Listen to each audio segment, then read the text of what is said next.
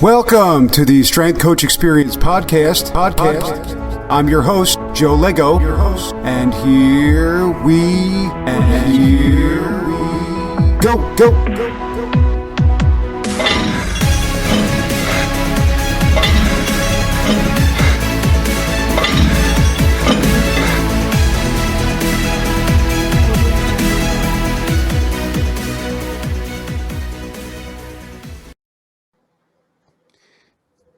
Welcome everyone to the Strength Coach Experience, episode 22. Today I want to welcome Jason Bloom, who is the president and owner of Iron House Solutions. Jason, thanks for coming on the show, and I'm so happy to have you here, and I really do appreciate you coming on. Thanks, Joe. Really appreciate it. Really excited to be here. Awesome. I know you're down there in sunny Florida. I'm up here in New York. It's 11 outside, so I bet the weather's a little different. We actually we're getting through another cold front here, and I know everybody jokes about it, but when it hits about 30, 40 degrees at night, you tend to feel it a little bit. Yeah, exactly. It's like one of my friends in San Diego, he had to wear a hoodie yesterday because it was 65, so a little different. Yeah, the hoodie's been out for a while now. We've been rocking that. I'm originally from the Northeast, but you get kind of soft being down here. Yeah, exactly. You get used to that weather. So why don't we jump right into stuff? Let's just start from the beginning, growing up, and then we'll kind of build upon that once we get the story down. Sure, man. Appreciate it. No, I was the youngest of four. So I kind of grew up as the whipping post of everybody. I kind of took all the beatings. I got, all the bumps, all the bruises, all the scratches, and got into sports pretty early. All of my siblings were into sports. Tried every sport I could, actually. Didn't find out later it was only because my mom didn't want me to try certain sports. So I tried everything else, and then wound up playing football when I was 6. Played that for, goodness gracious. Played for a long time. Played from the time I was 6 all the way through college. So went to college playing ball and really loved it. Ran track throughout the mix of everything, but just really loved athletics, loved being involved with it all.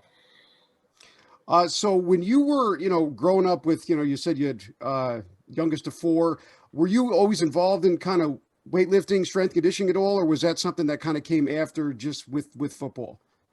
It came when I was actually 7. There's a funny story in my family. I had no idea this happened until, you don't remember this. The thing I always said is I wanted to be in a gym all day and just get paid for it.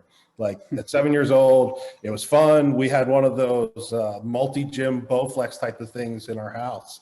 And I would sneak downstairs at night and actually try to work out and figure the thing out. I got in trouble more than I'd like to even admit with that one. But no, the strength conditioning thing for me came pretty early. I guess it was being beat up all the time and playing football. So I think it all went hand in hand for me. Yeah, that's usually across the board. Like I said, a lot of people I've had on the show, usually they discover it very early, or they have a love of fitness or that preparation kind of early on, even if they don't know really what's going on. Like I said, similar to your story, I started working out at 15 just because it was fun and it was something to kind of get rid of the energy. I had no idea what I was doing, but you just kind of go in there and start playing around with stuff. But I think the core lesson is, everybody that coaches usually get into stuff, whether they know it or not at a very young age, and that kind of helps them through as they develop as coaches, because they understand what it's like to be when you're 8, 9 years old and you really have no idea what to do. And then, you kind of build on your own. So it's easier to teach those that are just starting out.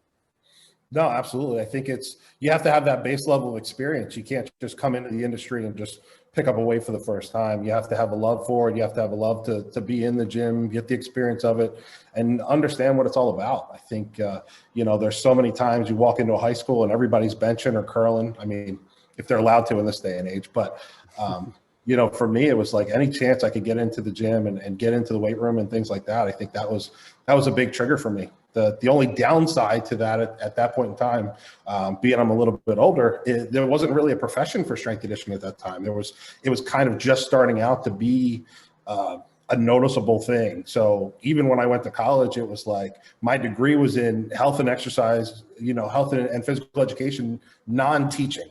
So there was no like strength conditioning major. I didn't have all that background. So the people would do their student teaching and I would go and do my internship, and they would do their first year experience and I would do like practicum. Like it was so weird that I would do the same team sports and all that stuff. But at the end of the day, we all know kind of in this industry, you can get the science background from school and learn the basics and things like that. But, the real experience that comes when you're on the floor for 10, 15 hours a day and just grinding it out, figuring everything out.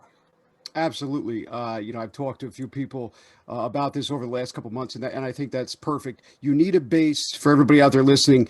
We talk about the books, we talk about the Charlie Francis stuff, we talk about the triphasic training, all that stuff. You need to have a base. You need a foundation. You need to find things that you like. You need to find things that you understand, and most importantly, you need to find a mentor who can explain them to you and teach you how to use those. But it's that experience that is going to help you use those. You could read every book that they've ever, written. You can listen to every Louis Simmons podcast and go across the board, all the Russian stuff from the 60s, the East Germans. But if you don't put yourself in a weight room and try it, there is no way in which you're going to know if it works or not, right? On paper, everything looks good, right? Jason, I'm sure you agree when you write programs, everybody's program before seasons or when they're about to work with a team or individual looks fantastic. And then most of the time you go in there and it's an explosion.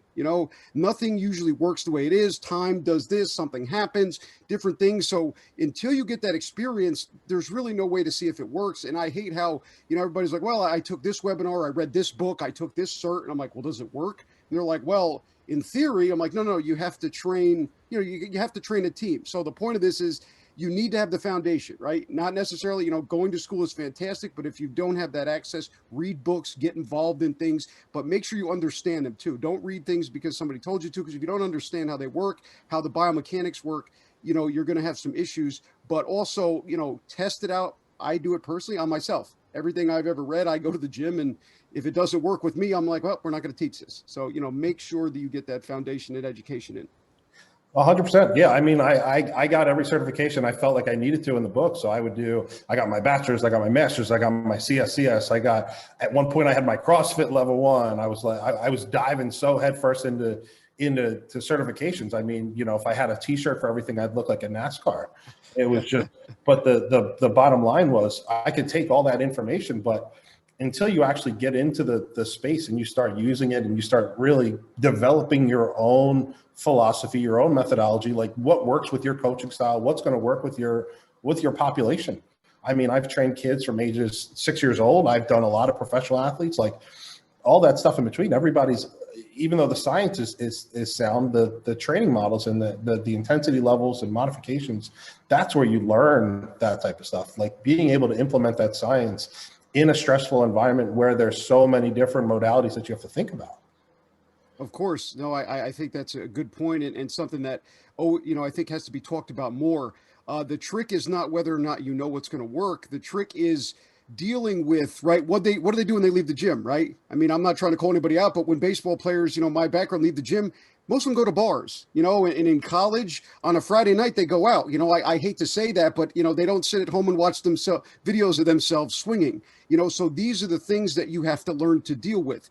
And I think it's not really a problem, but I think some places are a little naive. They think if they come into a performance place, if they go to a college, they're going to work out for 2 hours and then they're going to go home and they're going to eat crushed up spinach and, they're going to drink their, 16 ounces of water and go to sleep. Reality is they're kids. They're going to have fun. They're going to go out. They're going to enjoy themselves. So you have to figure out a way that works best for them. Right. And I think that's something big you brought up, the experience or dealing with the things. You have to make sure that you're not necessarily your philosophy, but the programs you're setting have a little bit of your philosophy, but also keep in mind that kind of independent variable that you can't change. Right. The workouts depend on what they do, and what they do is not always going to be what you need, but you have to be able to make it work, or, you're not going to be able to have clientele. They're not going to be with you for 24 hours. That's right. Yeah. I mean, that uncontrollable aspect when they leave the gym. I mean, it's a killer sometimes. It's like you can put all this work in and you're grinding for, 3 hours that day, but then, you got another 21 to deal with it. They have to make their own mind up, and they're choosing to go to bed at the right time. They're choosing the right foods to eat. They're choosing the right routine to get them ready for it. And who knows what they walked into when they got to the gym. What did everything lead up to it? I think that's where the training really kind of goes out the window when you're so focused on, like, this is my script, this is what I need to follow, this is what we're doing today. You lose focus with that really fast, dealing with younger kids, especially because they're going through such a such a turbulent time, hormones, schools, maybe moving, maybe anything like that. Like, you have no idea what stress is outside of their body that they're dealing with on top of what they're going through walking into the gym. Now it's like, you have to kind of balance the whole thing on a plate and just keep that thing spinning. Like, I want to make sure that this kid is getting the most out of this training program, but I'm not overloading his nervous system so he can't function either during the program or after the fact. Yeah.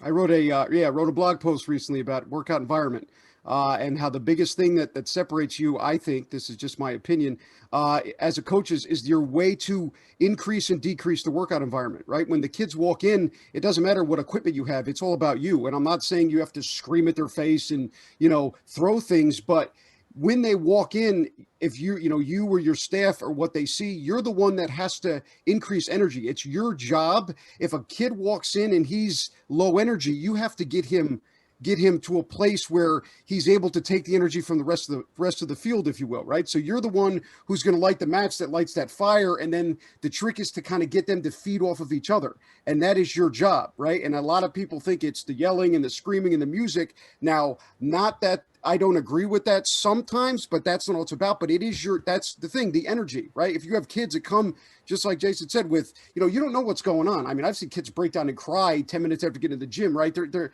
until you get real close to them, you don't really know what's going on. So it's your job to you have to kind of figure that out, as they walk in. And as you get better at this, we talked about experience, you'll be able to read some kids, but some won't talk to you, right? It's those moments where you know what's going on with them before they tell you that kind of makes that unbreakable relationship that you have further down the line. But I think that's very, very important, learning to deal with what they have coming into the gym or what they've gone through in the last 24 hours, since they left, and you being able to kind of pull that out and get them to, get into that mindset. I think that's what separates coaches, in my opinion. Big time. I think that's what makes or breaks coaches. I mean, in any level of the industry, whether you're in the professional sector, whether you're in the private sector, that relationship building is key from the beginning to the end. I mean, either, you're going through a sales process where you're getting somebody to sign up for your program, or you're getting somebody to buy in the school and the professional level. Like, that connection needs to be there. And, I had a coach way back when who always said, kids are real, just energy vampires. So, like, you can't come into a training session as a 5. If that kid's coming in as a 3, like, that's going to be a nightmare of an hour and a half. But if you come in as a 10, they come in as a 3, at least they'll meet you somewhere around a 6 or 7. Like, then you can start to make things happen. But there comes a trust factor with that. You have to be able to deliver part of yourself. It's not really about the show, but it's actually putting yourself out there. You have to, that from experience, what the kid's going through. So you're able to relate that, but, keeping it at a professional level, keeping it as a coach-client relationship, but, they can feed off of you in the sense that you're high energy, you're ready to go. Like, they know that you're there for them. They're more apt to just give you what they have all the time and plug in and not think about anything else. You created that safe space, that safe environment where they can really show out and be there and not be afraid to make mistakes and know that you're there to be a positive force in their life. I think that's what creates that ongoing relationship, that quote unquote raving fan, where they want to be there, they want to do stuff for you, they want to show what they can do, and they want to improve. And it's only going to come when you give them the opportunity to form that relationship and know that you care about what they're doing. Yeah, I think the that respect thing, a lot of people think that, you get it automatically because you're the coach. And, my personal story is when I was younger, right, I used to scream and yell and make people run. And, I was like, I was terrible.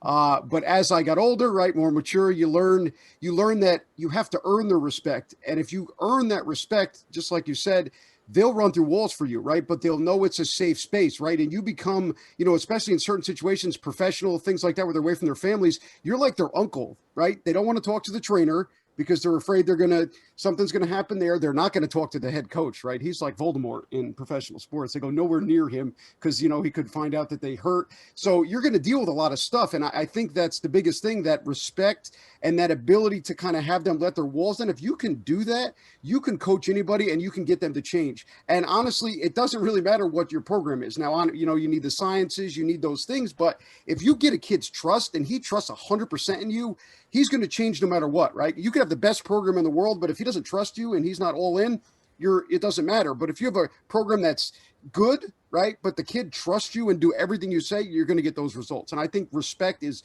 the biggest, most important thing that you need to get all your athletes to do. And if a kid doesn't respect you, you either have to, internally look at you, or sometimes we got to let kids go. Nothing, we don't want to let anybody go. But if you don't have a problem with a relationship, or you have somebody where they're just not getting it, and it's not you, you have that experience, sometimes you got to let them go, and that's, I think, sometimes where the business side, it runs into some issues too, because you do have some bad eggs that affect that energy we talked about.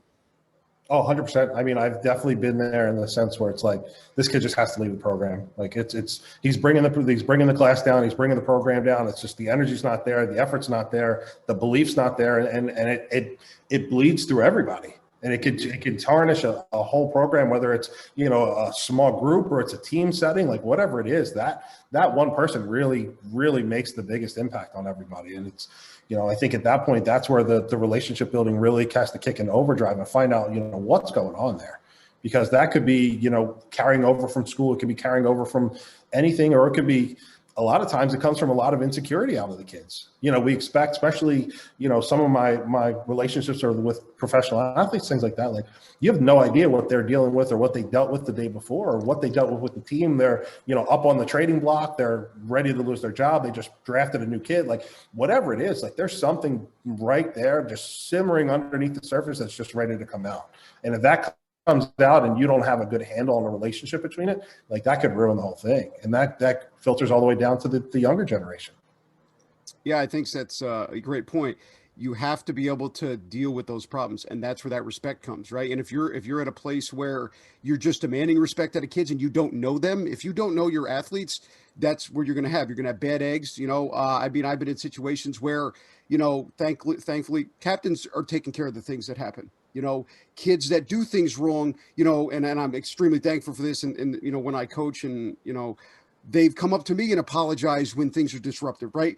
The best thing for me, when I coach a team, is they do everything on their own. I'm just there to kind of help. But when things go wrong, it's amazing to me. They come up and say, I'm sorry, right?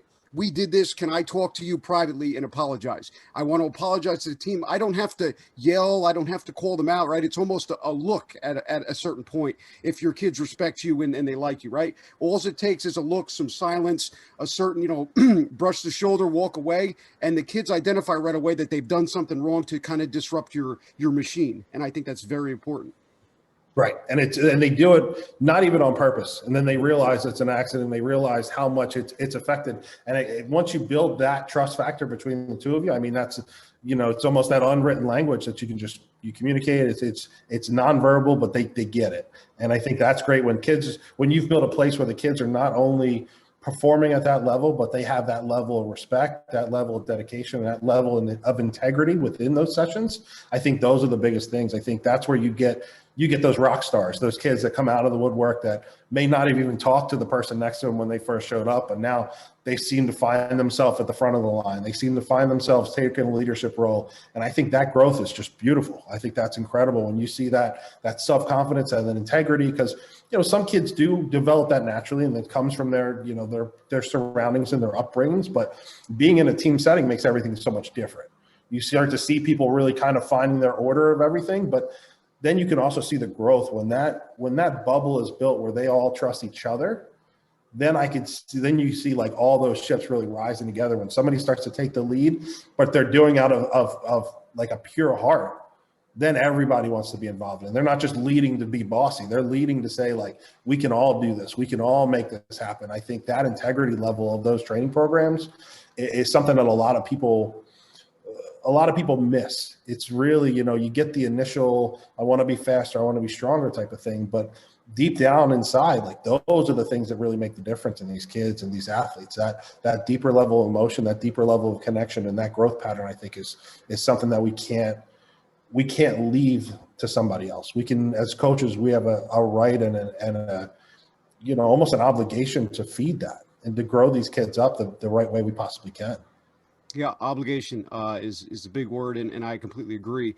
Your job as a coach should be to watch the teams be able to run themselves and to compete on their own. And that is it. You're there, like I said, You give them a program, you set the boundaries, you give them directions. But for the most part, your goal is to be to watch those 30, 50, 100 kids in the weight room literally run those team lift by themselves with the captains telling everybody what to do while you're there to make sure that everything goes smooth and everything, obviously with form and things like that. That is the goal, right? And then what happens, as you said, the ship rises together. You shouldn't have to be there running around yelling at everybody to make sure everybody's in there, right? It should be a short speech in the beginning, right? Make sure everybody's on the same page, same goal. But then once that let's go, they set up everything themselves, and everything takes off. And that energy we talked about, it should, you should have to put less and less into it as you spend more and more time, right? If that energy that you have to bring, like Jason said before, if you have to bring a 10 every day, something's going on, right? You should be able to taper that down a little bit, and just the team should be ready to feed off of the stuff you've already said. Absolutely. I think that's a big thing. It's once you set the tone, regardless of, even if you're bringing in new athletes every day, it doesn't matter, because that tone is set and they're coming into the fold, that they should almost feel that energy around them. So like, you can almost just give them the quick initial, introduction, whatnot, get them comfortable with each other. And then it's like, bang, let's get to work. You guys know what to do. Let's get after it. And I think that setting the tone like that also brings people a comfort factor of saying, okay, this is something bigger than me. Like, these guys get it. Like, I want to be a part of this. I think that's a great atmosphere to be in when everybody is feeling like, it's not just them. Yes, of course they're going to get better, but if they get better, everybody else gets better. That environment is on fire. Like, you can't compete with that.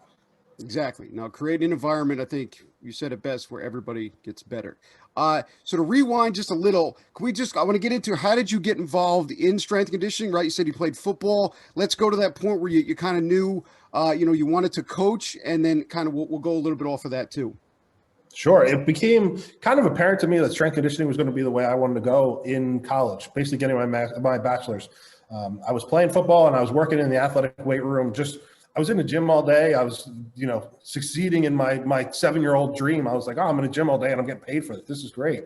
But I was dealing with athletes, things like that. And I was really didn't want to go into strength coaching at the beginning. I was getting heavily involved with research. I wanted to be in a lab. I wanted to crunch numbers. I wanted to do, all that kind of things. And that really got under my skin. It became a big thing for me. And when I did my final internship, I did it with a local high school where I was at, and wound up being a part of 3 published research studies going into dynamic warm-ups, things like that, really dealing with kind of like middle school age athletes.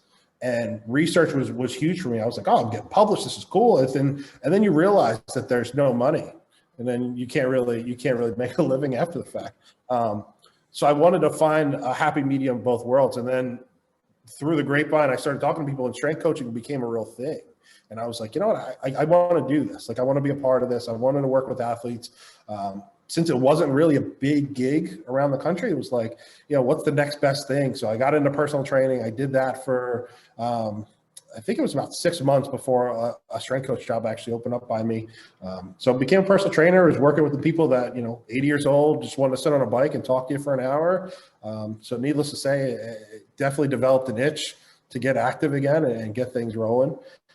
But became a strength coach at a local private company over there, and it was actually in North Jersey, doing it was right actually outside of a baseball park. Somerset Patriots, they're an independent league up there, and became a strength coach up there, and just kind of worked my way up with it.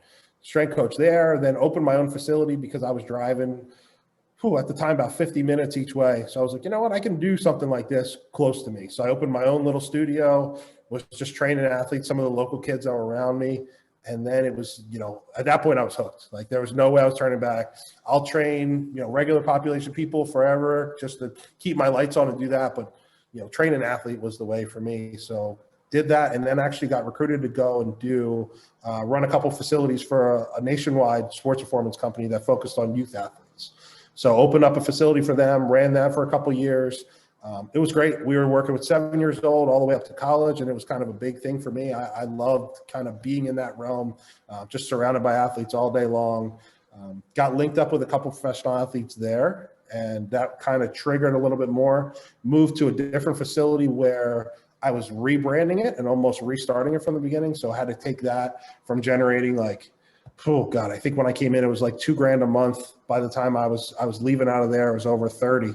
So we were cranking pretty good. That's why I started to really love the business side along with strength conditioning, and then got recruited again to go across the country and run a facility down in South Florida where I became a general manager. And down there, we oversaw a couple facilities, but big clientele base for me down here was basically professional athletes. We had 200 NFL veterans. We had 80 Major League Baseball guys in their offseason, a huge draft prep program, youth performance.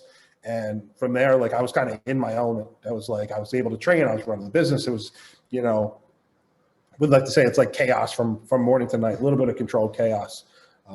But that's kind of my journey through strength conditioning. And now I just focus on the business side with everything, and want to help coaches like me that came into the industry and still think the same way of kind of the outdated thoughts of what strength conditioning is and what to do, and, where we could kind of take this thing. No, I think that's very important. I've talked about it before in college, especially with me, bachelor's, master's, same thing. They don't teach you business, that nobody there teaches you business. And not to say my time in college, I loved it. I met amazing people that I'm going to be friends with forever. And I'm not so thankful for the opportunity, but I think what you're doing is great because they don't teach you business. The goal is, you go to school, you do internships, GA, you graduate, thankfully for me, I got a job right out of college in professional baseball, but for the most part, they don't tell you what to do. You end up working at a facility for minimum wage or something like that, and you've been doing high level things, right? If you're coaching at a D1 or you're a GA, you're coaching $1 million, $2 million or more worth of athletes, setting up their stuff, right? Dealing with those factors that we talked about on a crazy level, because a lot of the times, when we'll get into this a little later, but that factors, those things we talked about with that energy, when you're in college, some of the stuff you have to deal with, right? If the kid's amazing and he's going to get drafted, he could be the worst energy sucking thing you've ever seen, but you got to deal with them, right? So those are where, you kind of get tested as a coach, because sometimes, it's okay, things will get taken care of, or you can get rid of kids. But when you get to certain levels, and as the athletes get higher and higher and higher, for everybody out there listening, I'm going to tell you, they're all not wonderful people, right? Some of them are just mad and angry, and they're not nice people to be around, right? Not all, but some.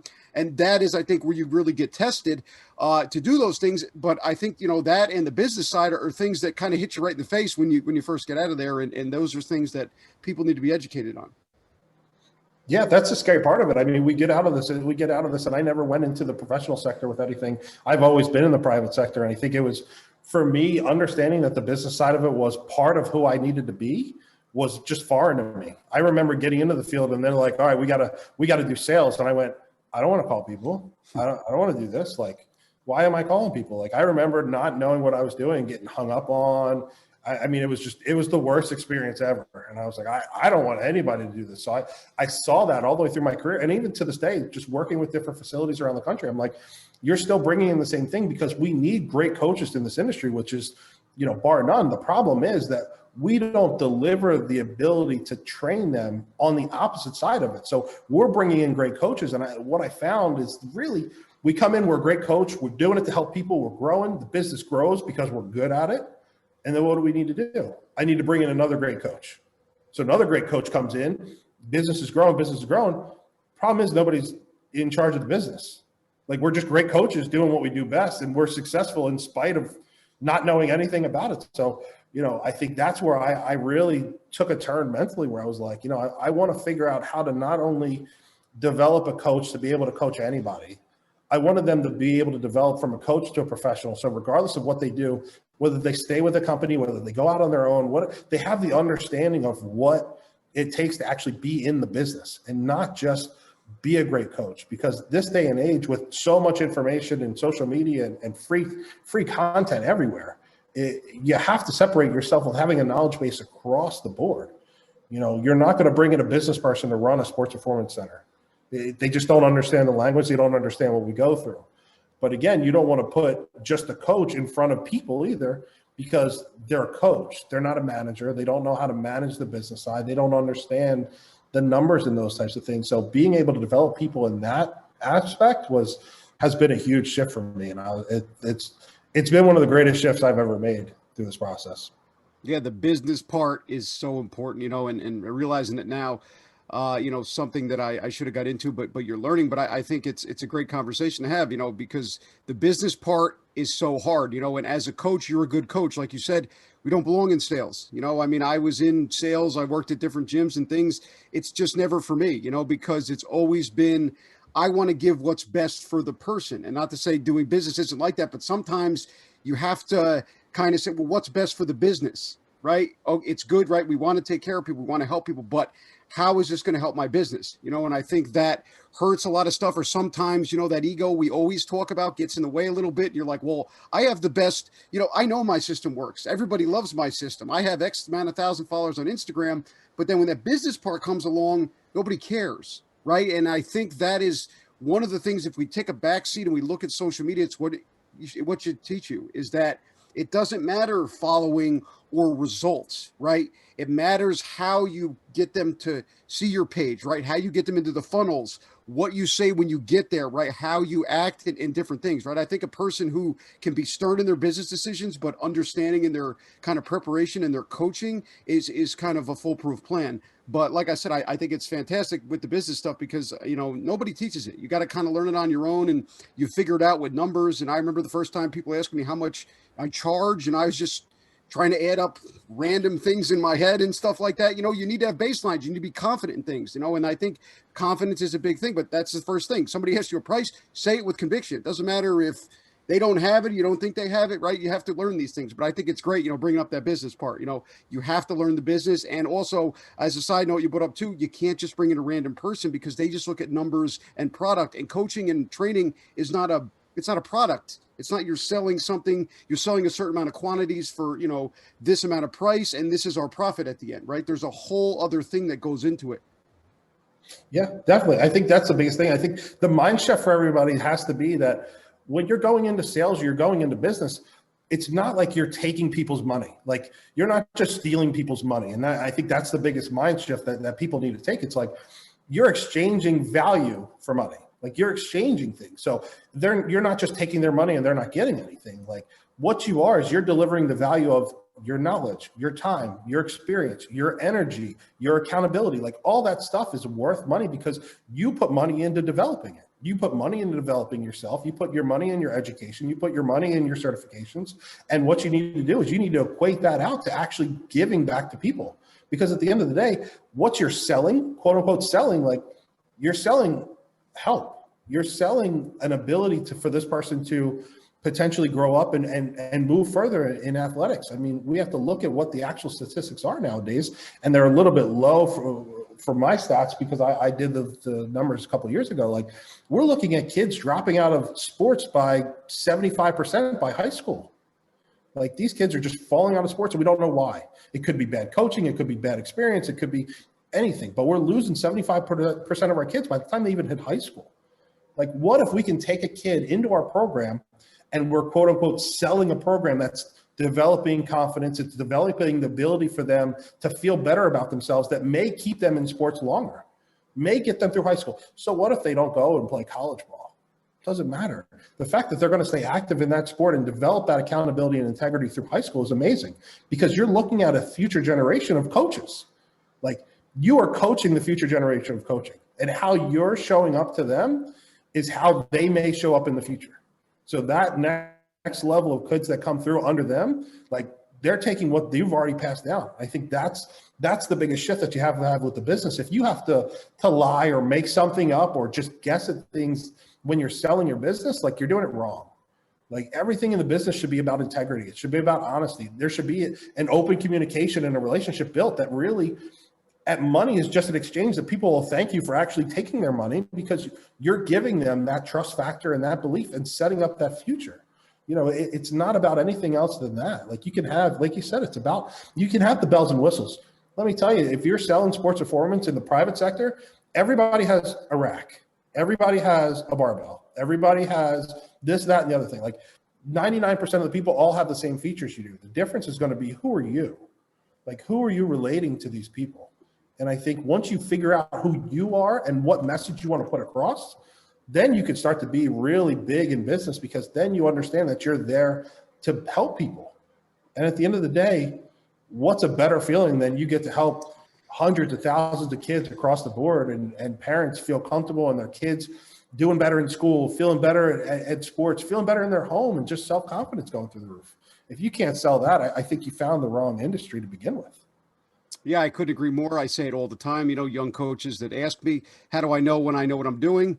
It's when your athletes know you through how you coach. When you can put them through a 20-minute dynamic warm up and they know your personality, they know how you are, they know everything about you, and you haven't told them anything, that's your style. And I think what you brought up with, you're selling life change is what you're doing, right? People go and get, they go to yoga, they go to do all these therapy things, right? To change their life or to make a shift. That's what we're offering. And I think that a lot of people, some bad in the industry, they think that they're offering just a way to lose body fat, right? We turned it into this intangible thing that you could do at any time, right? And it's not an actual product, right?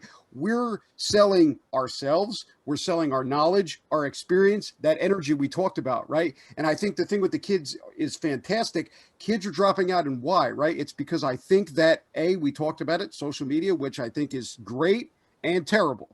But also, right, you have kids that play sports, then all their friends go to performance facilities, right? But if you don't create a culture at a performance facility, if you go to school, right, and say you're not the best player on the field, on the court, wherever, your performance facility should not be a mirror of that. You shouldn't feel like the last kid to the line at the place if you're the kid that's doing the same thing in the sport, right? Everybody should be equal, and the energy from the confidence, as Jason talked about, building that confidence should make you a better person in your sport. And I think the lines between those two things are getting blurred a little bit.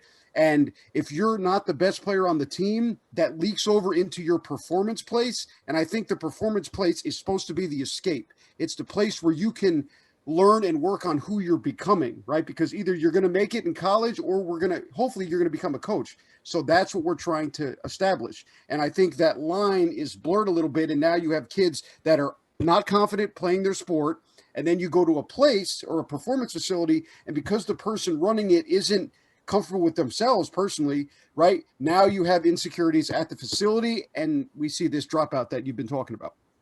100%. I think that's the biggest thing too. Social media has become such a detriment to, kids' self-esteem, because it's that lack of confidence that they see these elite level athletes doing these crazy drills, and it's like, oh, I'm going to try that, and then they fail at it once and they just stop. The performance center that I was running, we were probably one of the largest NFL veteran training centers in the country. And we would have, these clips on social media where it was like a 20-minute clip of X, Y, and Z, professional running back doing a star drill, and just cuts and cuts and cuts and cuts and cuts. And people are looking at it, they're like, wow, that's what I'm going to do. And then performance centers will take that and be like, okay, let's put this drill in. But at the end of the day, like, you didn't see the hour and a half warm up that we did before that. You didn't see the 3 months leading up to that of the progressions that we had to put in. You just saw 20 seconds of a 2-hour training session at the end of a 4-month training cycle of what he was able to do. I think that's the scary part, that we're letting social media kind of dictate who we're training, how we're training, and what it is. And it's like, it's how performance centers market themselves now, because it's, they want to show the flashy athletes. They want to show the pros. They want to show the high level high school. The problem is the kids that are picked last are the ones that are getting kind of pushed to the side, because that's not me. That's not who I associate with. That's not what it is. That's not showing the message that's going to bring those kids in. It's going to bring in the parents that want to live through their kids, which there's a time and a place for, but at the end of the day, you're not speaking the language of who you're trying to get. And when you're looking at it that way, it's that kid that's 7 years old who's getting picked last, who just wants to be active. He just wants to be a part of something. Somebody has to reach out and realize that kid is, I hate to say it this way, but that kid's that longevity of your program. That kid, if you form a relationship with them and you bring them in, you build that comfort factor, not only is going to stay with you from 7 years old all the way through high school, like, he's going to tell every kid around him, because he's going to go from last picked to captain of the team, and he's going to bring all his friends along with him. And that's what you want to create. You want to create that culture, like we've talked about, of people succeeding together. And I think that's where social media kind of really puts a spin on our mindset. It's like, we always show the flash. We always show the successes with everything. We don't show that buildup of everything. Nobody wants to see my hour-long warm-up. Nobody wants to see my movement prep. I mean, if you do, awesome, we could talk, like, let's jump on the phone, we'll go through it. But, if I put that on social media, nobody's going to want that. They want to see that high level athlete being explosive, doing drills, things that took months and years for them to perfect. Let's and that trickles down to the kids all the time. Yep, context. We talked about it in my last podcast, my very good friend. Everything on social media, everybody has to understand, is taken out of context, right? They put that star drill up there because it looks good, right? But as we talked about, and I love the point you bring up, nobody anymore, right? Because as we talked about with your story and same as mine, I was always interested in how do I get better at this, right? I love Rocky IV, the training montages, right? I love Rudy. I've always loved the movies that go back, and even the new Batman. All right, I'll say it because it goes through how he becomes Batman. That's always been my favorite part. I could care less what happens at the end and, carrying Rudy off the field. But that beginning, the montages, that constant building, right? Kickboxer. We can go on and on and on. There's so many movies.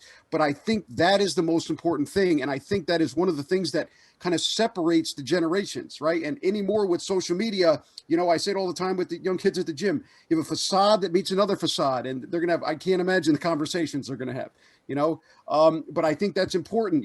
Nobody wants to know the process anymore, and it's very hard. You have kids that struggle with, I'll take it from baseball, with some pitching things or different stuff. And I'm like, hey, do you want to talk to a minor leaguer that went through the same thing? Do you want to watch this documentary? And most of the time it's no. I just want to throw 97 miles an hour. And I'm like, okay, but they had to get there somehow, right? So we talk about that social media thing is just like, you have to understand it's out of context. I could take my program and plaster it all over social media, same as you. If you don't understand the context, if you don't understand that movement prep you talked about, right? But nobody wants to see the hour-long movement prep. Nobody wants to see the movements, the cars, all that manual release stuff, all that stuff in the beginning. Nobody wants to watch 2 hours of that. They just want to see him, do a 60-inch box hop with 90-pound dumbbells. And that stuff is great, but you have to understand that it took a time to get there. And the other thing I want to touch on is, I think it's great, the kid who's not the best athlete, the one that is doing, all the intensity, goes into those warm-ups and goes from not being picked to the captain, that is your business. And that should be more gratifying to you than a normal kid, because you have a kid that comes in and he's already D1 bound. I hate to tell you as a coach, you're really not doing much.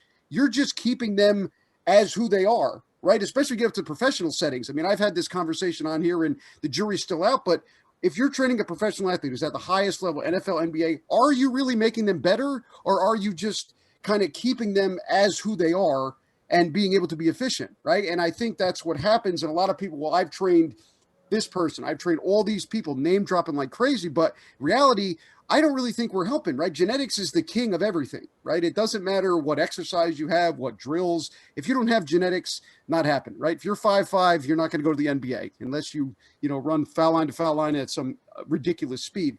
But I think that's the biggest thing, for business. You need to develop the kids that maybe are not going to go play D1 or have a slim chance, but also that's going to be your business. I love that.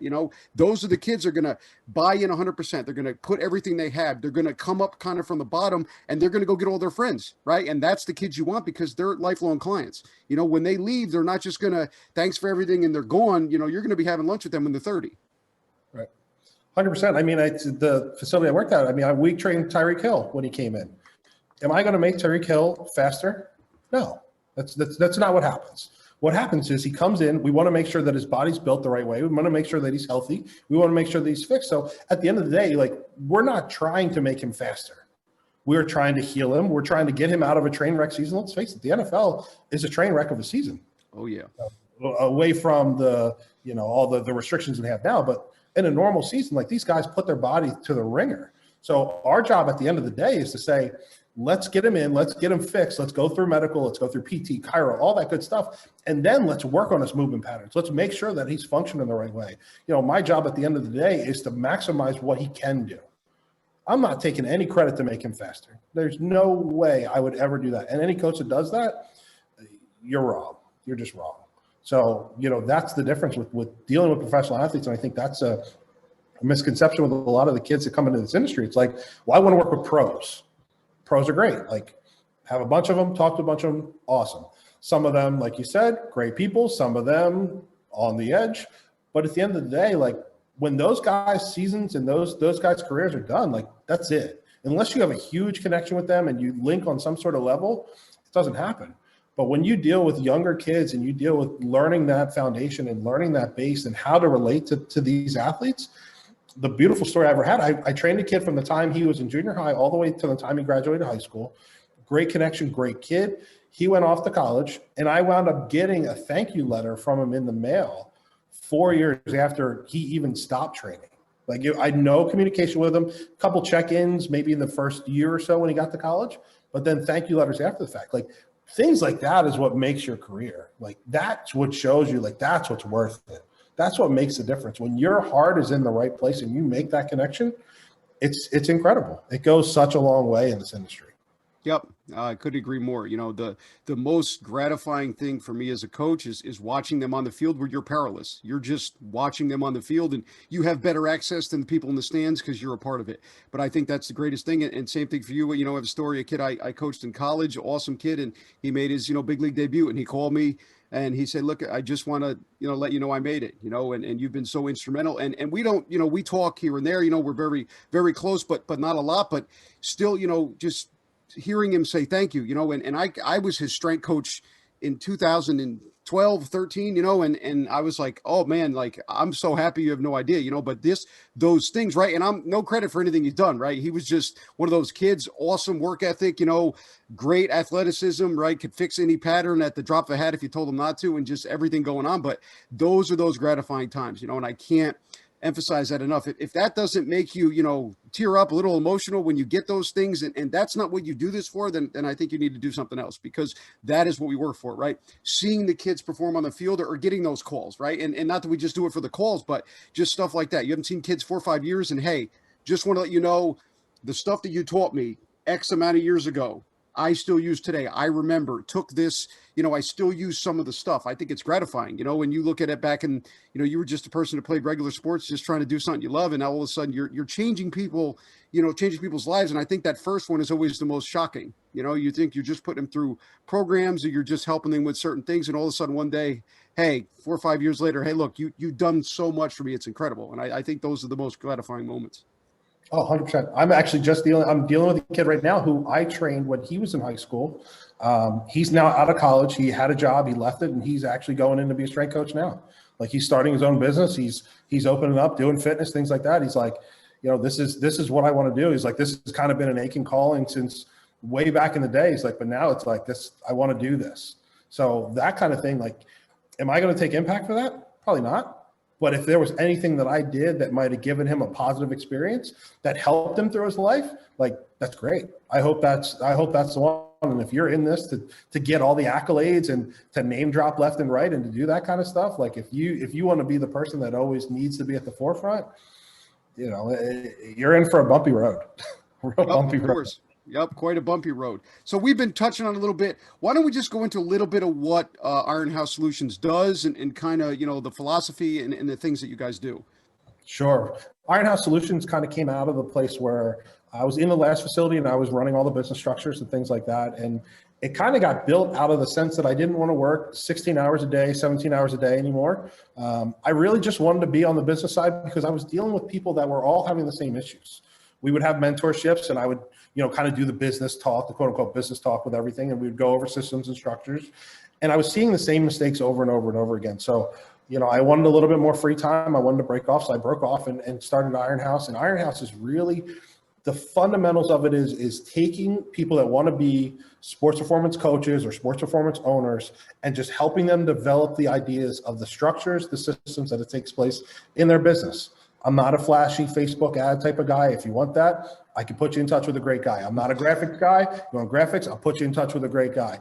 I don't do that kind of stuff. My idea is I want to make sure that you have a sound foundation in understanding your systems, your structures, your staffing, and everything that can be scalable. So whether you're starting out and you just have one client or you have 1,000, you have to understand and know the streamline of where your numbers are, know how to forecast, know how to set up a marketing calendar, know what your features and benefits are, knowing all this kind of stuff that when we all came into this industry, nobody had any idea.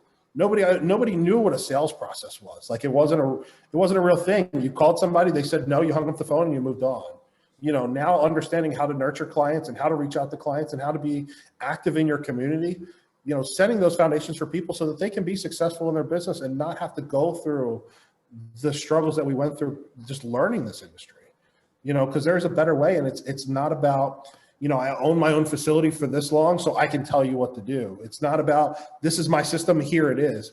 For me, it's about taking their methodology and taking their philosophy and taking things that they know how to do or what they believe in, and then using some of the structures that I've used to give them the skeleton and build it together.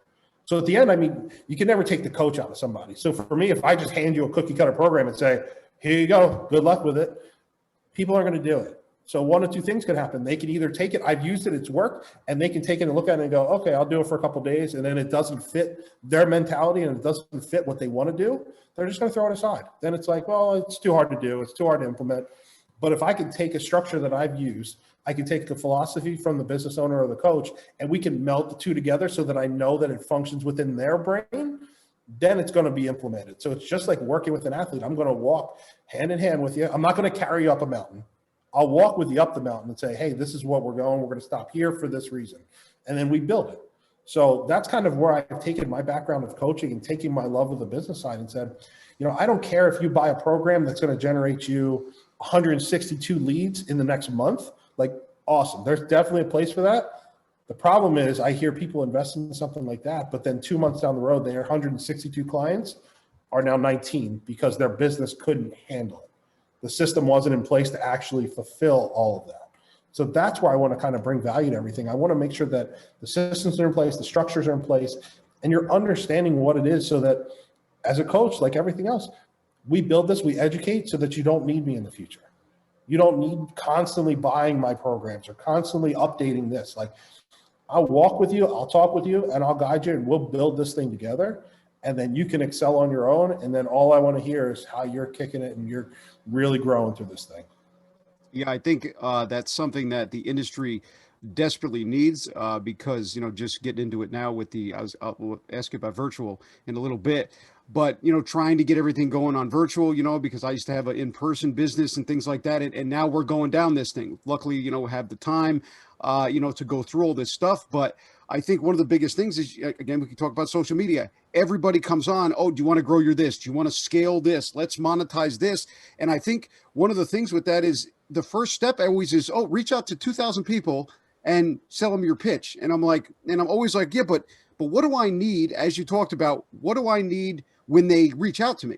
Right? Because I could ask 2,000 people to DM me, but when they answer me, now what happens? Right? And I think that is the most important thing, right? There is none of that. It's not that you can't get traction, but the problem is, okay, what is going to happen now that they've come and seen me, right? Let's just take Instagram.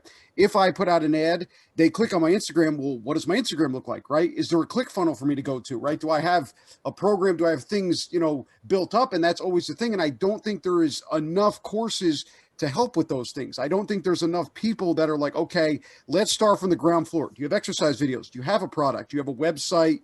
Is there ways in which they can get in touch with you? Because if you put out an ad on Instagram, somebody DMs you and they say yes, what are we going to do now? Right? You're going to send them a Microsoft Word document with, some stuff on it. So I think that's a great solution because, just for me personally, that was always, that's the biggest thing starting off.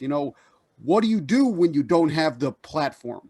Right. And I think a lot of it is too, you get guys that have the platform and then they do these things. And I think that's not easy, but I think that gives you a leg up if you already have, 90,000 followers with 4,000 videos now and a website. So now if I reach out to you, I get to see kind of what's going on. And I love how, you take the philosophy and kind of mold it in there because I think that's forgotten. Right? It's all business. And we talked about this divide, which I don't understand why there is, but it's either this is business, cold call, ads, all this stuff, but it doesn't fit with your philosophy. You're not going to do it, as you said. So if your beliefs don't fit with cold calling and sending 1,000 emails a day, it's never going to be done. And I think that's an awesome merger that you're doing. And I think that's what's needed because that's the problem with a lot of people, right? We do this for the want to help people. And then sales is this ugly thing on the other side.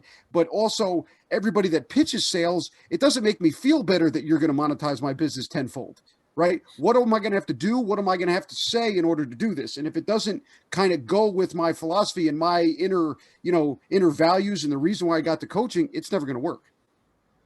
100%. I think that's the downfall with a lot of things. You see so many ads for this done for you things that they're gonna. I'll give you a call script. I'll give you an outreach script. I'll give you a DM script. That's great, but if it doesn't sound like you, there's going to be a disconnect in that process. Like you're not. One of two things could happen. Either you send it and then you guys actually connect and you don't sound like that, and then it's weird. Then that trust factor goes through the floor. Or you look at it and go, I can't even send this. Like, it doesn't make any sense. So then what? Then it's like, okay, so I bought the system. I'll put it in place because it's going to go, and then I can't follow through with it because I don't know what to do. Like, I don't know where to go with it. And then you look at it and it's like, okay, well, where'd my money go? Where is my money? Like, what is my product? And to kind of dovetail off what you were saying, like, at that point, like, what is your program? What is your page? What does your brand look like to people? When somebody clicks on your profile, are you actually targeting the people that you want? Or is that social media built for somebody else? Is it built for something else? Is it built for this and you're targeting this? Like, if you're that far apart in your messaging, it's never going to work. If there's a question as to what's going on, it's not going to work. And I think that's the problem, that we get so wrapped up into putting the flashy thing out there, and this has to be out there, and this has to look this way, and I have to get this custom video shot. That's great, but does that video talk to who you're trying to get? Like, are you trying to talk to that person? So everybody that I work with, we go through, it's probably, at this point, I think it's 8 pages long. It's a full intake. And we go through everything that goes to where are you at now? What is your belief system now? Where is your revenue at now? What does your brand look like? What do you think your brand is? Like, I want to know the ins and outs, because just like everything else, I'm going into a game. I'm going into a Super Bowl, because that's coming up now. I'm going into a Super Bowl. I'm going in there with a game plan. If I need to know what the biggest thing, like, you might tell me, I need more sales. And I'm going to turn around and go, you need more sales, but you have no idea who you even are. You have no idea who you're even trying to get. You didn't even take any time to build your avatar out and know who you're trying to talk to. Like, I get it that we want to train athletes. I'm down for it. Like, let's do it. But if you don't know which athlete you're trying to train and what they do and where they spend their time and what they're focused on, like, it's never going to work. You're just going to be just guessing and throwing a bunch of stuff out there. I think that's great what you said, build that avatar. Yeah, sometimes you might think that you want to train certain people, but you have a niche somewhere else. And I think that thing we talked about with that instant recognition, or that people, I think people take things a little, decide what you're going to do and then go for it full force, right? And that's a wonderful piece of advice. But I think in the training realm, if you want to train the NFL, but all your content points towards, middle-aged weekend warriors, that's what you're going to train, right? And I think that is a thing where you have to decide what you want to do, but I also think it has to be where your personality is, right? And I always talk about this, especially with strength conditioning. The teams that you train, right, it doesn't necessarily mean it's a sport you played, it's who you go with, right? And just my backstory has always been, I played basketball, but when it came time to pick a team, baseball players were just me, right? Little bit, little edgy sometimes. They talk back, they're kind of out there all over the place, but it was who I got along with, right? Played basketball for 12 years. Didn't like being around basketball. I just played it too much, and it was a big deal. And I still say it to this day. If I had to be stuck on an island or something with a group of people, what would it be? Be minor league baseball players, right? Because it would just be a fun. So that's who you get along with. But I think that point of it's who you get along with, right? And that's why I think early on, what we touched on over and over, you have to identify your personality as a coach, who you are, and it matches with every one of your values. Don't do anything that doesn't match up with who you are. And from there, you'll realize how to coach. And then when you look into business, I think what Jason brought up is you have to bring up stuff that fits with you, right? Because you can give me a script, you can give me what to put, but if it's not me, it's going to unwind, right? And it doesn't, you could be the greatest con artist on the planet. Eventually, that script of not being you is going to unwind, because somewhere down the line, an answer that you would give is going to kind of conflict with what you're being told, because it's not your true values. And that's where things are going to come apart. So I think that's a great piece of advice. So find the avatar, or find who you're made for, right? And that might take some time. And that's, again, we go back to the first point, experience. The purpose of experience is not only to get out the kinks, but learn what works and what doesn't, but also learn who you get along with.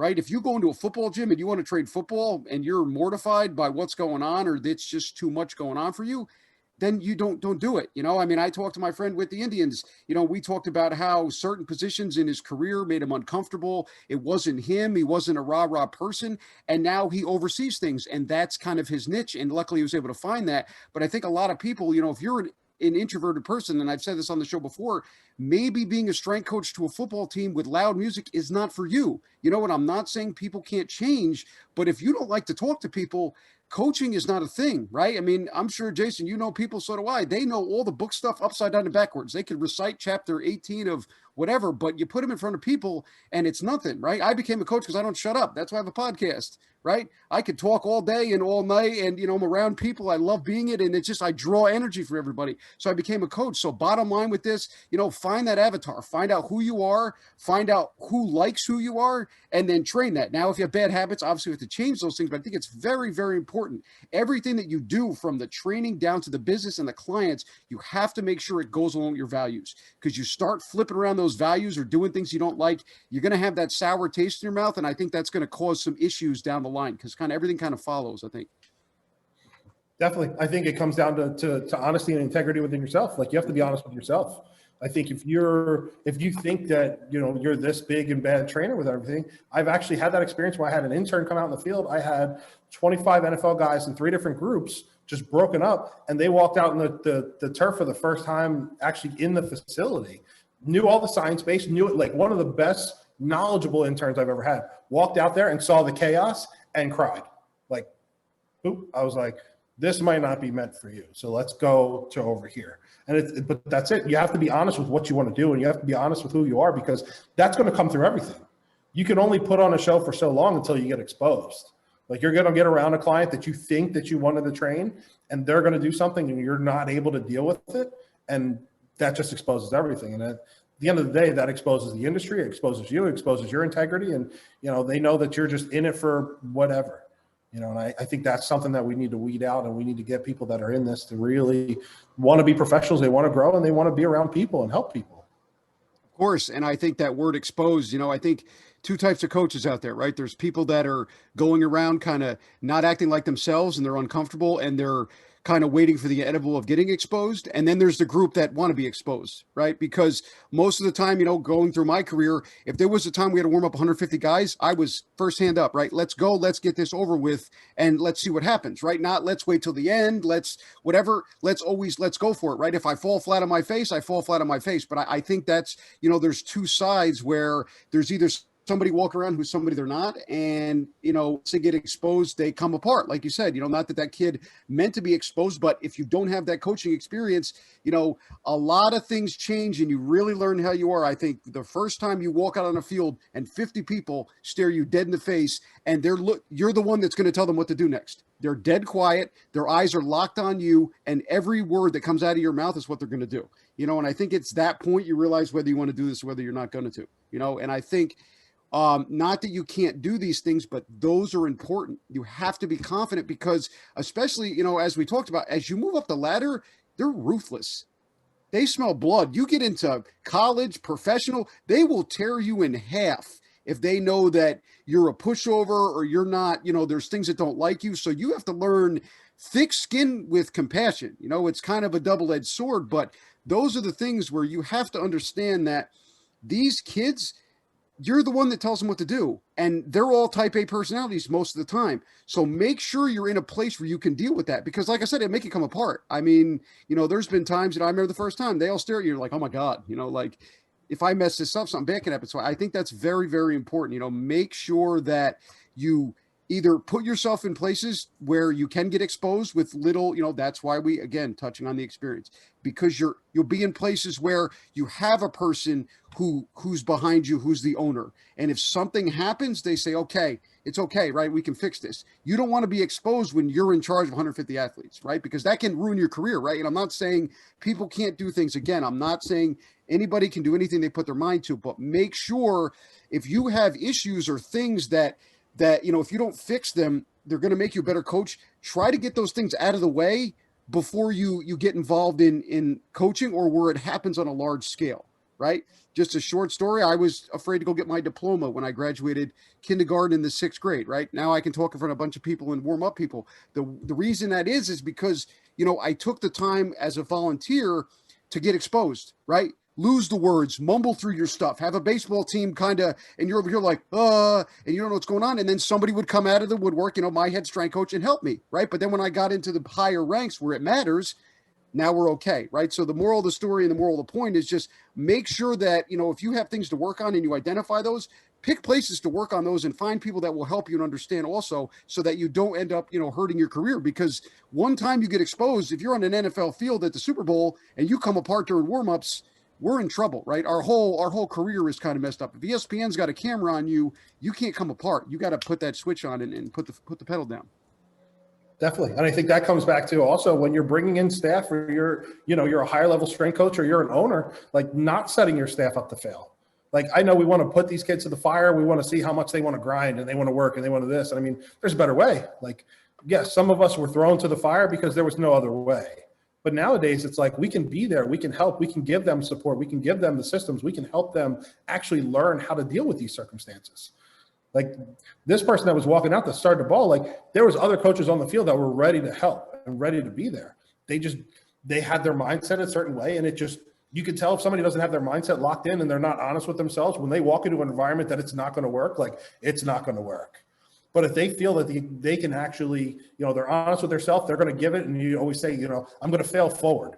If I'm going to fail, I'm going 100 miles an hour and I'm failing forward. Like, let's get yourself out there. So you're taking in your staff and you're like, all right, let's give them the best chance of success. And since it was the first day, it wasn't even about them presenting. They just needed to be there. We didn't even want anything with interactions, just be there as a support system. But it's when you're in an environment you're not comfortable with and your brain's not there and not plugged into it, like that's a nightmare. And I think, it can do very big damage to your career, because not even outwardly, like people will be more than willing to give you a chance. You're not going to let it happen, because you have such a bad taste in your brain, your bad taste in your mouth that, I don't want to do this.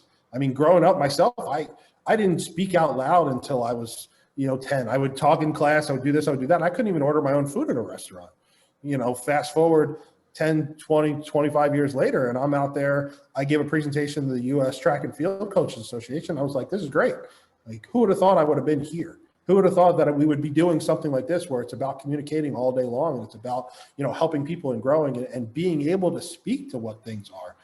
It's just getting clear with yourself, getting clear with that honesty within yourself, and growing from it. And, figuring that out. You don't have to figure it out quickly, but you have to figure it out and be real with it. Yep. Setting up your staff not to fail, or to fail in a closed system, if you will. I think that's what everybody should strive to do, right? We all should want the people that we are under us to surpass us, right? And be able to deal with those certain things, right? If the whole team goes down, if the whole ship burns down, we're all going to go down, right? And I think that should always be the goal, because if that's the goal, right, and that the person watching out for you is not going to put you in a situation that they wouldn't put themselves into, or is it going to let you fail on a scale in which is going to affect you, terribly. I think that's what we all need. And I think that's one of the things with, especially in the interning realm of a strength coach, and certain things that I don't like, it's you go to some places and it's like being on a battlefield, when you can't talk and you can't, I mean, I've heard horror stories, luckily for me, I've been in all good things, but I think that's something we have to kind of change, because if you have a bad intern experience, or you have those bad early experiences with people that aren't really in this to help you, they just want to see you squirm, I think that puts a bad taste in your mouth. So when you go work at places, you look at your boss like your general, and then you're terrified to be you and do that. And I've been in certain situations where I wasn't able to be me, and luckily I had to get out of there. But that's, I think, happens a lot of times. You get people where they go places, they end up in somewhere where they're not allowed to coach their way or be the person they are. And that's why we end up opening businesses. And I think that's why we've seen this influx. But I think it's very important. That's the first part, right? I want to go out on my own because I'm not appreciated, or I can't fully grow here. But now what do we do next, right? Because I have this knowledge, but nobody knows, because I've been under kind of an umbrella of somebody else's business. And now I have to go out and generate and get sales, and I have no idea what I'm doing, right? So I think that is where kind of all this comes full circle. Absolutely. Yeah, I think that's the biggest thing. And people that are comfortable in this industry and really want to put the effort in and learn and grow, but they're under great mentorship. is going to be the key. It's developing these coaches across the board. So developing them through coaching, I think developing them by putting in certain situations where they're going to be uncomfortable, but you're putting them in a controlled environment where you're able to really guide them through versus just saying, okay, this team's yours, good luck. Like, you know the system, you know the pattern, you know the framework that we're using, like, go do it. If we can develop these coaches in a positive way, that's not just, yes, it's holding their feet to the fire, but having our hands still there so that when the fire gets too hot, we can yank them away and be like, okay, let's try it again. And let's try it again. And let's try it again. I mean, the kids that definitely aren't going to get it, they're not going to get it. And they'll filter themselves out anyway. But I think when you're in the private sector, that's where a big hiring process comes into place, where understanding who you're bringing in. You're not just hiring a coach because you've heard him or social media following or whatever it is. And I hate to keep going back to social media, but he's not putting himself out there, or she's not putting herself out there that way. They actually have the personality that you're looking for. So knowing who you want to bring in, that's going to fit with the environment that you're building, that really you're looking to build a team. You're not looking to build a bunch of individuals that all want to go different ways, because at the same point in time, like, the idea should be that this person should come into your building. They should be a coach. Your business shouldn't rely on you being on the floor 12 hours a day as an owner. If it does, we have to rethink what you're doing, because at that point, if they're just associating the business with you, then it's not the business, it's just you. And I think that's going to be the downturn to some of the people that are going out there and starting their own businesses, that they have to understand that if you're looking for the long term, it can't be about you. It's got to be about what your business is and who your business is and the team that you're building around you and the product that you're building. Absolutely. I've always, from all the places I've worked, and nothing against any of them, but I never understood why somebody would want to work 7 days a week for 18 hours a day.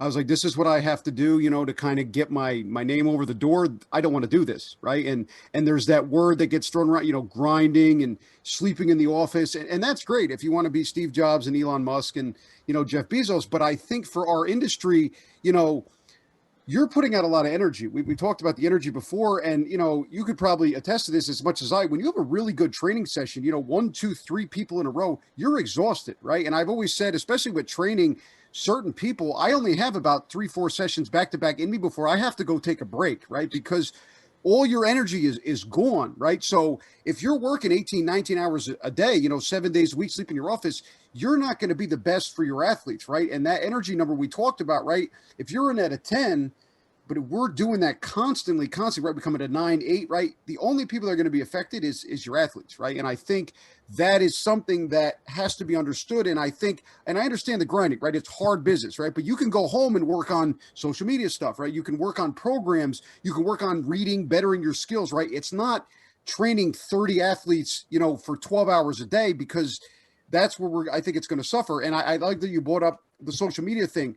My biggest issue now, and hopefully something that changes, we need to bring back, especially in coaching, regular interviews with people, right? Not how many people you have online, not what your resume looks like, right? Sit in front of me and explain to me why you want to be here, and let me know you as a person. Because I think the further we keep getting away from that, this is why things don't work. Because you get a kid who's got great exercise form on social media, he's got 100,000 followers, but you put him in a room, there's nothing there. Now you can have somebody that has 5 followers or no Instagram. They come in, they have a philosophy, they're smart, they're confident on their feet, they make changes. And I liked what you said too. If you're trying to build a business and you have to be there all day, you're doing something wrong. It should be, I'm going to go here for X amount of time. I know everything's going to run smoothly, and that's it. And I think one of the things, just touching on that, I think it should be when you leave, you're not worried about things either. Because if you're going on vacation and you're terrified and your phone's duct taped to your chest, I don't think that's a good thing either. So I think that's a very good point. What you're trying to do in your business is, again, get it to run like a Ford Motor Company. Get it to run so that the people that I've chosen, that I know in my heart, because I've stuck to my values, are going to run my business the right way. And when I'm not there, there's somebody there to put out the little fires, and I don't have to worry about anything happening. 100%. And that comes from building the systems in place to make sure that everybody understands what you want accomplished. everybody's builds, they dive into what your vision is. They dive into what your mission is. They understand what you're trying to accomplish, but then you've set them up in a place where the systems are built, where they know how to handle things. And yes, there might be high level things that they don't have any input in, which is fine. But if they can deal with the day-to-day and they can handle the small fires that happen, and they can deal with the clients, they can deal with the sales, they can deal with the money to an extent, like when those systems are in place, there should be really no reason that you worry about things not functioning without you. And if you have all those in place and you're still worried about it, then there's something inside you have to kind of look at, because maybe it's not the right people that are under you. Maybe that trust factor is gone in that one. And it comes back to that hiring process with knowing who you're bringing in and being able to stay accountable and being able to track. You have your KPIs, you have all the things that you're looking at on a weekly, daily basis that like this is either getting done or it's not. This is either a kink in the chain or we're good to go. And knowing those as a business owner, I think that's where you need to figure out and spend the most time of understanding your business. So I would say, you're not working in your business. Like if you're in your business every day, all day, like nobody's on your business. Nobody's working on your business. So at that point, things are going to struggle. You're going to struggle, and you're going to get home, and it's going to be day after day of the same thing. You're going to get home and not know what got accomplished that day. And then, a lot of people in the private industry, you get into the same thing where you're setting up sales, you're setting up events the day of. We should really do this today, because they didn't have a plan in place to launch anything, because they're so deep underneath everything else. They can't see the bigger picture anymore. Yeah, absolutely. I wanted to touch on this just because I know it's a big thing with what you do and like the tools that you teach. Do those things differ with online and virtual businesses? Because I know that must be something that's come up because of what's going on and people trying to convert. Do you kind of follow the same systems and have those same like markers, if you will, or is there a big change? Say, I'm going to do an online business solely online as opposed to opening up a facility. 90% of them are the same. And the reason for it is you still have to have your sales structure. You still have to have your finance structure. You still have to have your marketing structures. All those types of things are the base, the backbone of your business. So those don't change. The avenues that you take within those things is the only thing that really change. So that's where you have to say, like, who is your target market? What are you targeting? How are you doing it? Like, that's the things that start to change. Because if I need to strictly think about online marketing, now we're going to talk more into hashtags. We're going to talk more into what people like, where they're spending their time, what they're looking at, who else they're following. Those are the kind of things like that. If I'm doing a brick and mortar business, we'll worry about things like that. But you have to know that through social media, if I have a brick and mortar business, social media is not my friend at that point, because 90% of the people that are following me on social media are either my friends and clients, or they're people that they're nowhere near my demographic. They don't live with me. They're not geographically local to me. Like, they're not a benefit to me. So plugging into your community would be a bigger thing if you're doing a brick and mortar business. So that's kind of, the structures themselves have the same templates, but the actual execution of them all are where they differ the most.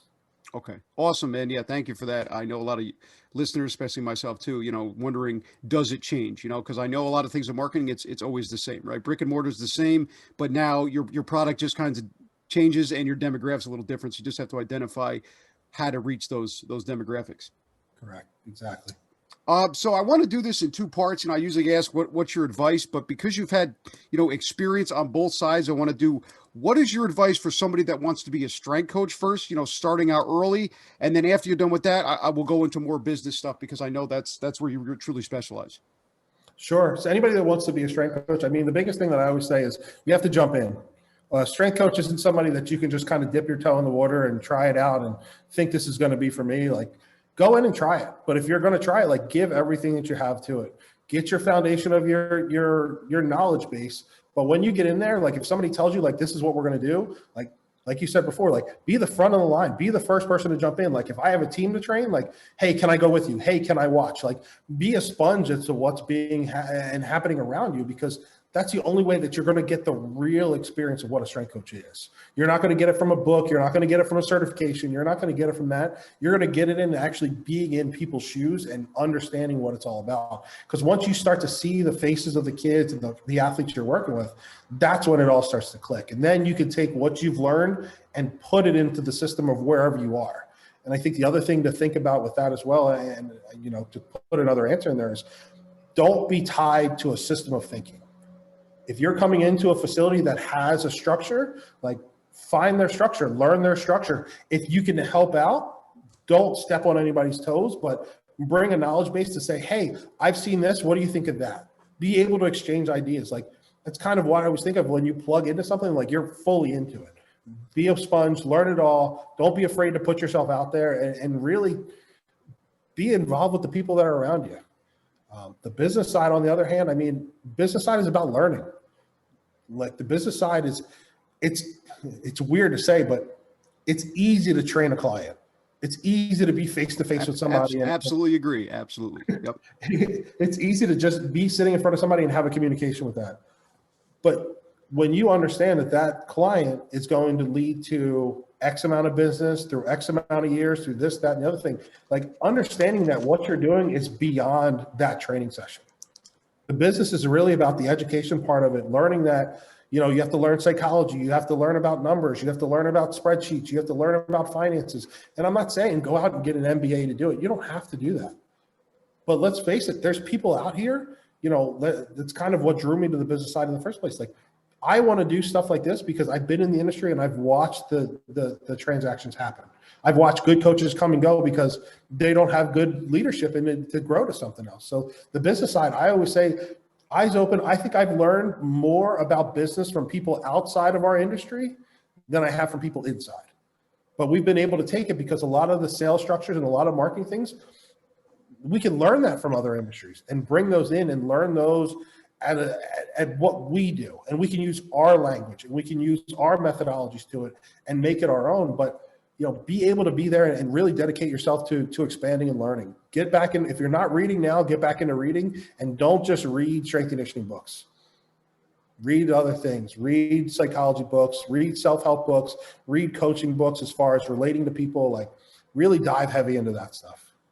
Awesome advice. I really appreciate it. And like I said, going back, all in, as you said, it has to be something that you go full force, because you can't do a part-time, right? If you're not a gym person, if you don't work out, if you don't understand, you're going to miss something with those athletes. And I think also something huge that you brought up is the philosophy part, right? My friend brought this up a number of episodes ago. We were talking about PhDs and things like that. And what he talked about is something that you brought about here is when you're going to a facility or working with a person, right? It's just like when you apply for a PhD. Make sure that the person that you want to follow around for the next 6 months and, you know, sleep on the ground at their house, make sure that you understand their philosophies. And I think that's huge, right? Not that yours is right, but if you have a philosophy, you believe in certain things, make sure that where you want to work or the places you're looking for, they go along with what you believe. Because if, again, we talked about this, if the philosophies and the training do not go along with what you believe as a person, it's never going to work, right? It's always going to come to fruition. So I think that's a great piece of advice, right? Do your research. Again, find a place that fits you, right? And not to say, right, also try things out as well, right? Don't just say, I'm going to do this and that's it. Because like I said, I had my life changes being an intern and the way I thought about things. So don't cut yourself off. But if you're going to make a big decision, right, moving across the country, committing to a year or two, please make sure that those philosophies go through and all in. And the other thing I just want to touch on with the business part, you know, those relationships and the things that you're going to build are all people outside the fitness industry. So again, we talked about if you're with your own values, if you're a person who knows who you are as a coach, then when you go out and talk to somebody that's a hedge fund, you know, manager or somebody that runs a business, you're going to be able to talk to them because you have to learn, as Jason said, read those books because you have to learn how to communicate with everybody, right? I think the greatest learning experience for me is living, you know, when I lived in Brooklyn, living in the city, training high-level people at a gym, right? Hedge fund managers, accountants, people that run business every day. And you just sit there and you watch. Why? Because they're teaching you how to learn business. And if you start talking about dumbbells and how much time under tension with your chest, they don't care, right? And not only is that going to make it harder because those are the people that you want if you're going to be in that private sector, but also the more you get better, right? Reading books, you know, how to make friends and influence people, right? All those books, Art of War, you know, you can find them all over Instagram. There's 100 of them. If by reading those books, you just become a better human being, right? But at the same time, when you go into this business world, because you have to, right? I try to do it too. I'm going to stay out of the business world and just train with, my good faith, right? It doesn't happen. So I think that's very important. Read those books, but not only just to gain knowledge, but so that you can interact with people, right? So you can go to a CEO's office and have a legit conversation, because as good as the science is and as good as the fitness stuff is, you don't get most of your clients that way, right? They want to know if they can trust you. They want to know if you're a good person, and they want to know if they train with you, are they going to get better? Or if they give their son or their daughter, their most precious possession, to you, they're going to be in good hands. And that is what's going to get the clients. It's not going to be about, how many cross sections are in your lat muscle and things. Now I'm not hating on the science. I love the science, and I think that everybody needs to know the science, but I'm just talking about from the business aspect. You have to make sure that you can talk to people, communicate, and I think that's great advice. Yeah, definitely. I think that's the biggest thing. And I love that you bring up training those people, because those people will teach you as you're going. Like, you can ask them questions. Like, they want to get it's an exchange of value. Like, they're giving them their knowledge, you're giving them your knowledge. Like, it's a back and forth street. And I think that's the idea of a relationship, is give and take. Everybody has a give and take. And if you can extract any type of knowledge or any type of ideas from people like that, you should always be continually growing in this industry.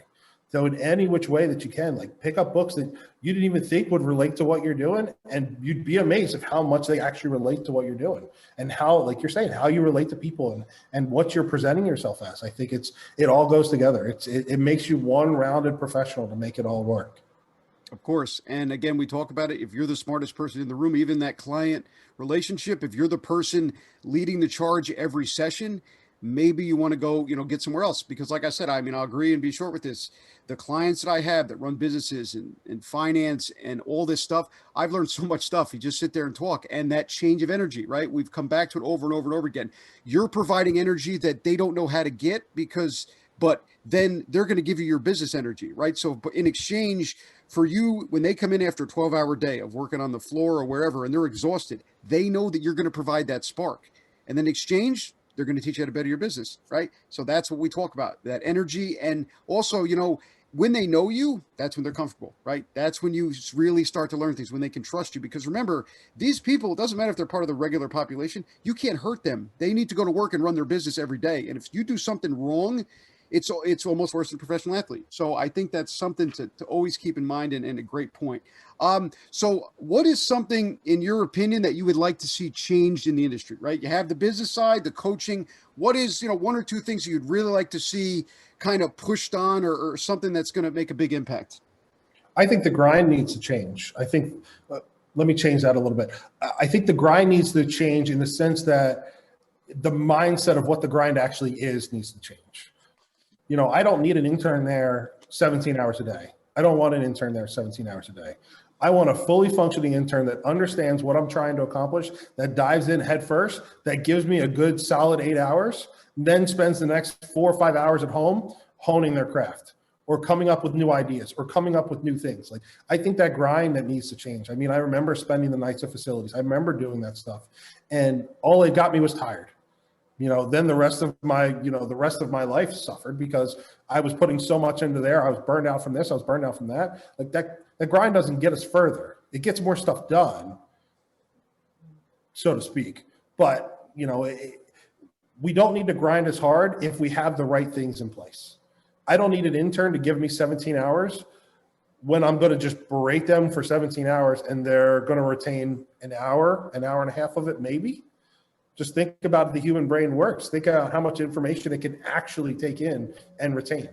I don't care if I'm pushing them 17 hours. Like, at that point, they're useless to me by the next day. The nervous system's fried, the brain's fried, they're overwhelmed, they're exhausted.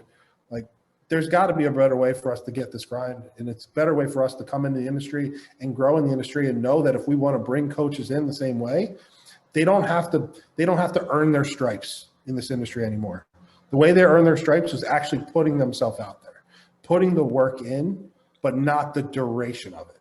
So the effort needs to be there. The intensity level doesn't need to be what we used to do, or what we thought we needed to do to get further in the industry. And I think that's where the knowledge base comes in, where it doesn't have to be that way anymore. We don't have to grind that many hours a day, because with technology, with systems in place, with other people in place, if you're still grinding like that, there's something missing. So I'd love to see that change in the industry and that mindset shift, that the grind for new coaches needs to be with effort. I don't need you for that many hours a day. I need you to be all in when you are here, so that the next day you come in fresh and we do it again. And you come in fresh and we do it again, and I can see that progress start to happen versus just bombard you. It's like a trainer getting a free session with a client. All they want to do is crush them, and then the person can't walk for the next 3 days. Like, why? Like, let's make sure that they're all in. Let's make sure that they believe what I'm doing, having that onboarding system with them. And then that way that grind really short terms itself so that they become a functioning part of your organization.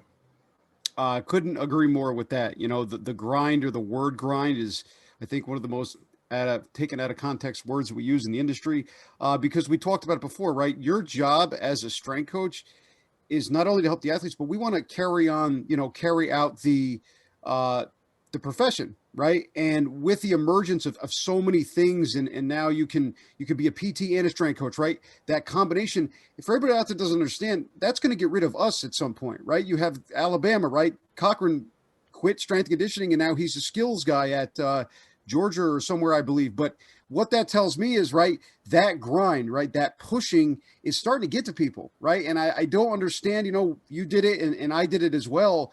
What you're doing is you're setting people up to learn. I go to school and get my master's degree. Then I'm going to intern and I'm going to die for 6 months or be miserable.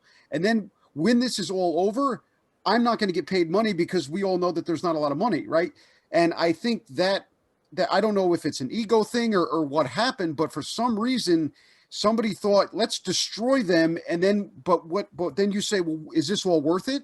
And then they're like, well, no, you might not get hired, or you're going to make X amount of money. So I think, that's an amazing thing that has to change, right? Grind with books, grind with learning, right? Make it so that when you leave my internship program, you're better off and you can go out on your own and help, or you can stay here and affect and help me. But I think that there's too many parts where, like, if you killed yourself for 17 hours, but then you got out and you got a $150,000 a year coaching job, that's understandable. But you can't have, you go to school, you grind and you intern and you're miserable, and a lot of times happened for me. I hated strength conditioning. I mean, we've all been there. I'm sure you can agree with me. If you're an intern, if you're listening out there, there's always a point where it's 1 o'clock in the morning somewhere and you're like, I'm done. And I think that's where, I hate to say it, but a lot of our relationships too, that's why you're so close knit to your other interns. Because I can remember times sitting at Fulton Market in Brooklyn at 2 a.m. with my, one of my extremely close friends, one of my best friends, saying, dude, I'm done. I'm leaving tomorrow. Don't do it. And he's, no, man, don't do it. You're going to remember this. It's worth it. And thankful for those relationships. But I absolutely agree, that word grind, or what people think it is, you should be filing papers for 7 hours and get there at 4 o'clock in the morning and sit in the hallway till the other strength coach gets there, right? Because all you're doing is hurting our industry, right? I'm not to say you shouldn't put in the work, but I feel like, as Jason put up, there's more efficient ways to put in the work, right? If you could come in and give me 8 solid hours where you're learning, book knowledge and stuff for 4, and then you're watching me coach for 4, and then I can slowly kind of let you off the line to coach on your own and make you a better person. I think that's way better than having you but waste your time for 17 hours, and then end up hating the industry and hating the person who interned with, who should be a lifelong mentor, but instead you end up despising them afterwards. Definitely. And then we carry those in this industry. We carry those as scars of honor. We still talk about the stories of, being on the floor for 12 hours, 13 hours, then putting away shakes and cleaning up bottles and cleaning up this and cleaning up that. Like, we were there, I got 3 hours of sleep last night. What'd you get? Those stories are long in the past. We don't need to carry those into this next generation, because we put in those hours to set the framework so that this next generation doesn't have to. I think that's got to be the progress in the industry. It's got to be, we went through the trials, we went through the tribulation, so that this next group doesn't have to do it. Like, anytime that you have the next generation come through and they're doing the same things you did, something's wrong. Something, not just, you can't do it just because you did it, like you have to do it.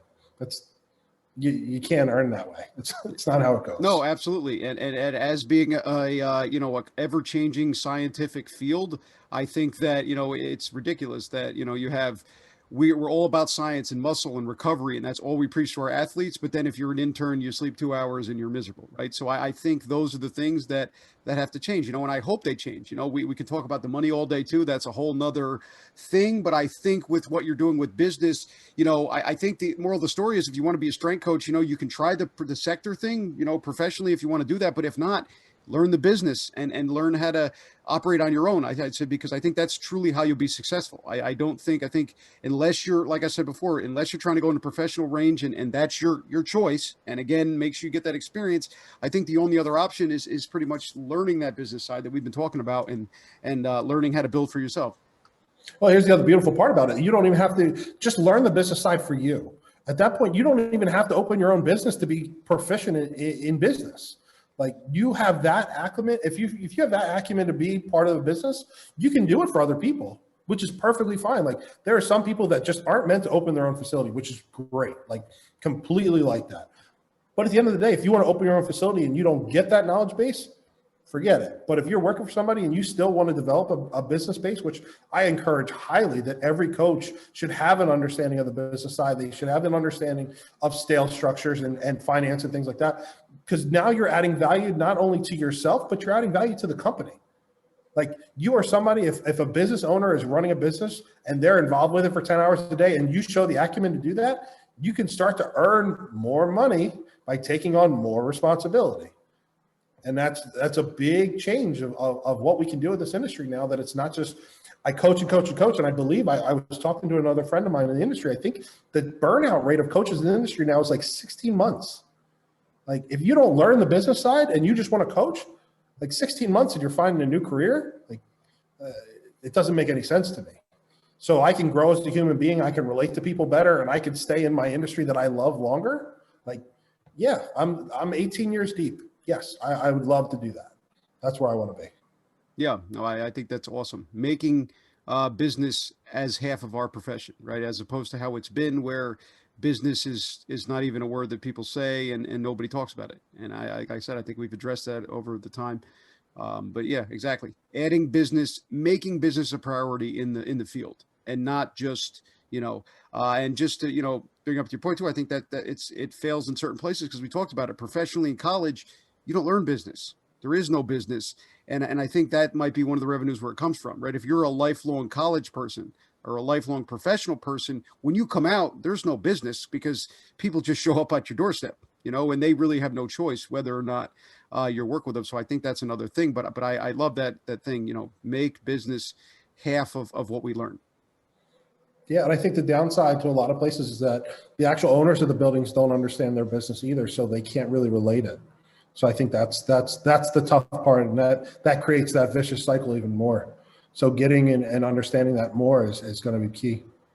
Mm-hmm. Exactly. Awesome. Well, Jason, I can't thank you enough for coming on. I enjoyed it so much. Great insight to business. And like I said, I'm like everybody else, lost, when I first started and starting to figure it out. But I just appreciate the insight, man. And I really appreciate you coming on and just kind of explaining, that dark side of strength and conditioning that nobody wants to go near. Yeah, it's almost the scary word that everybody wants to stay away from. No, I really appreciate you having me on, man. It was a great time. Thank you. For anybody out there who wants to contact you, ask you advice, or anything like that, what's the best kind of platforms and places to reach you at? I'm on Instagram, Facebook, LinkedIn, all at Jason Bloom. Instagram, I believe, is Jason Bloom 31, all one word all together, no underscores or anything like that. Facebook, Jason Bloom, LinkedIn, Jason Bloom. And then you can also go to my website. It's ironhousesolutions.com. You can get in touch with me anyway. I also do phone calls, just discovery calls for people to just, find out questions and answers. Like I love brainstorming with people, find out what's going on. If I can help in any way, that's what I'm here. Been in this for a long time, just looking to give back to everybody. Awesome. And I will put the Instagram on the Instagram post, and I will also put your link I'll tag you in the photo for LinkedIn when that comes out on Monday.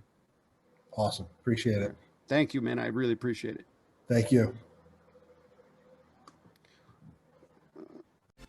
Thank you for listening. Please subscribe and be sure to follow us on Instagram for all the latest updates on the podcast.